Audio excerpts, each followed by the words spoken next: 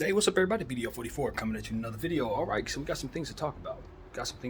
So, Bron is targeting April 5th as his return date. That would leave us the second game of a back-to-back against the Clippers. We'll be playing the Utah Jazz the first night. The second night, we'll be playing the Clippers, and then that would be the third to last game of the season. So essentially, we're going to have Bron for the last three games of the season potentially. That hopefully will be something that works out for us. I think we're kind of playing with fire, just in general. You can't really tell him to come back sooner, but basically, I'm saying we probably may need him to come back sooner. But nevertheless, that's what the target date is right now. For his health, we probably need him to rest even more. So it's like either way, we're playing with fire.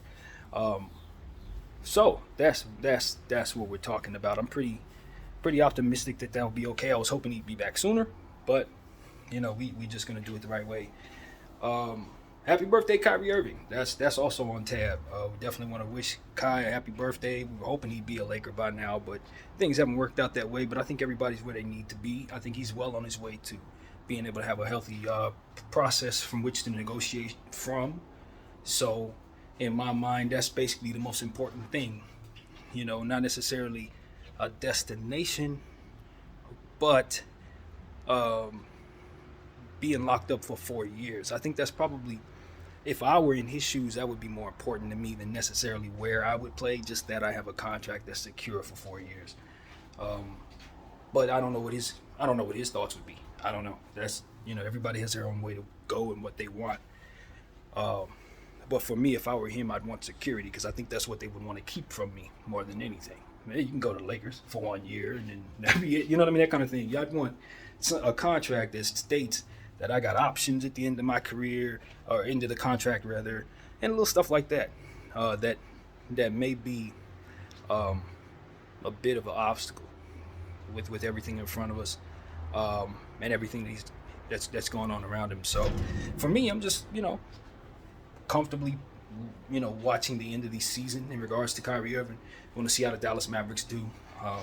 If they make a push, he's going to be on high demand either way. But I think it will increase what people think about whether or not they could build a champion around him.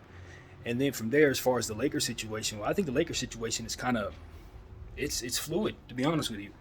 And the reason why I say that is because they've said that they want D'Angelo Russell to be their guy.